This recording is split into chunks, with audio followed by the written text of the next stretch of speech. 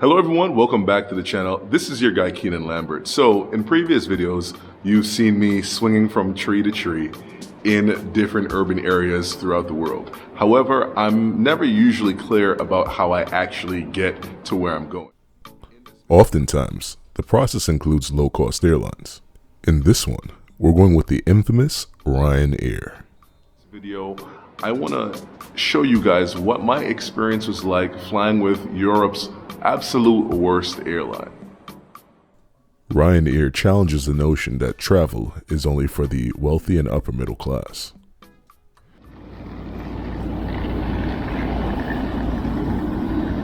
So quite literally everybody just got off of the plane and we're gonna board without it being clean.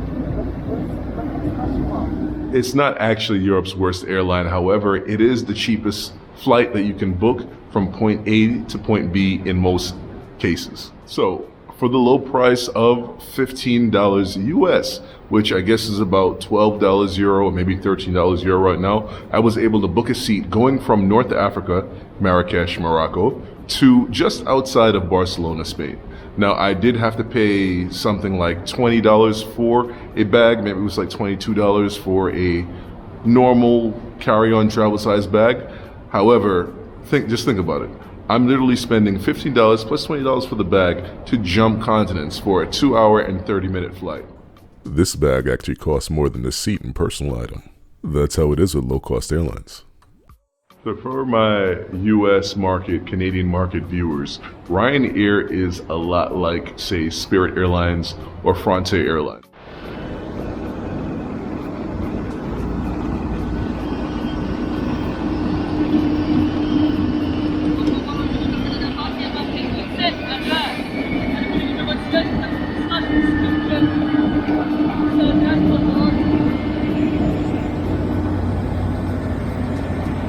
This is definitely Europe's shittiest airline. This Irish juggernaut acts to depress the prices of legacy carriers like British Airways and Air We France. appreciate Irish people, but we hate this airline, for sure.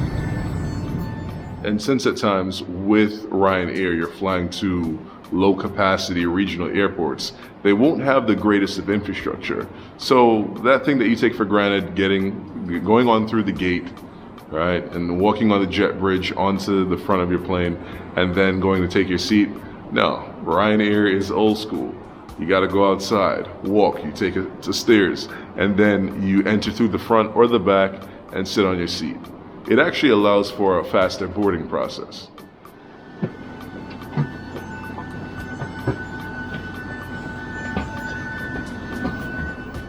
Ryanair is extremely no frills.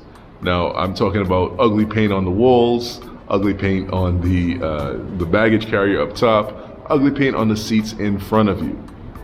However, the seats are somewhat comfortable. They're not the hardest that I've sat on.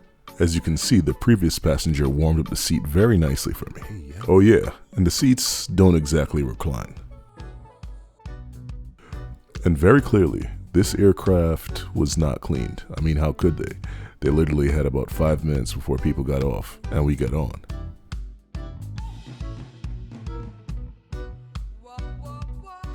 I'm about 6 feet and thick all over. Pause. This leg room isn't the worst, but it isn't great. Anyone who's flown the Mexican Viva Aerobus knows exactly what I'm talking about. There's no seat back pocket, so I guess there's no excuse to lose your phone or your passport. Ryanair is very much an a la carte airline. If you want to print out your boarding pass at the airport with an agent, you got to pay some money. If you want water on your flight, maybe with a little bit of ice, you got to pay for it. If you want a little bit of a larger seat, you got to pay for it. If you want the exit row, you definitely got to pay for that. But look, once the flight takes off and everyone fades off to sleep, it's pretty much just like any other flight with any other airline. Kind of, sort of, not really. Now, the weirdest thing that I saw mid-flight was on the carrier, the carriage that the flight attendants carry around selling things.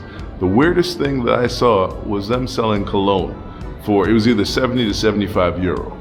That is, something completely new. In the United States, it's literally just maybe drinks, food, maybe, I can't even think of what the craziest thing I've ever seen in the States, in the Caribbean, South America was, but it's generally just food and drink, nothing more.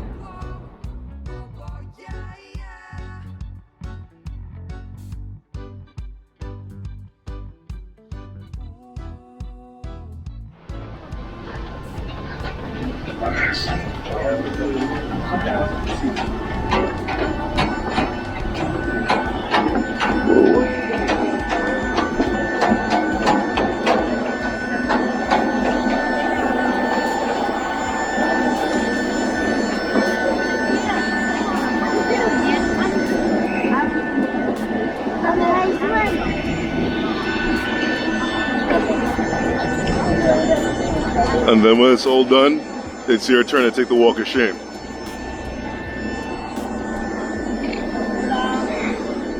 Oftentimes after taking your flight, due to Ryanair utilizing lower capacity airports on the fringes of the metropolitan areas within Europe, you have to take a regional rail or a bus into your final destination, if your final destination is the center city or somewhere close to the center city.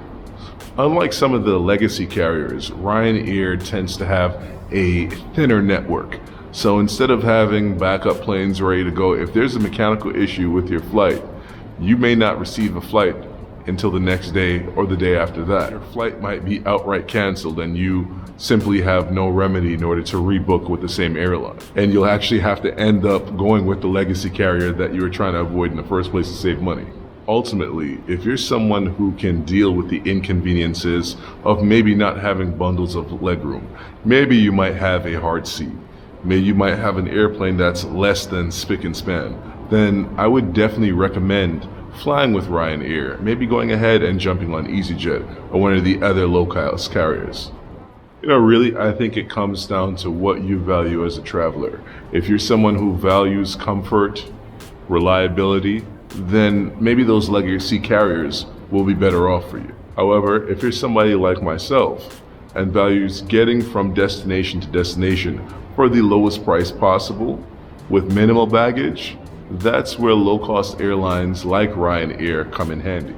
Now, in the comments below, I want you guys to give me your opinions on your experience flying with Ryanair. Or maybe it wasn't Ryanair, maybe it was EasyJet, or maybe it was Spirit Airlines, maybe it was some other carrier. Either way, I want you guys to put your experience in the comment section below. Let's talk about it. Thank you guys so much for watching this video. I'll catch you guys in the next one, and the one after that. Peace out.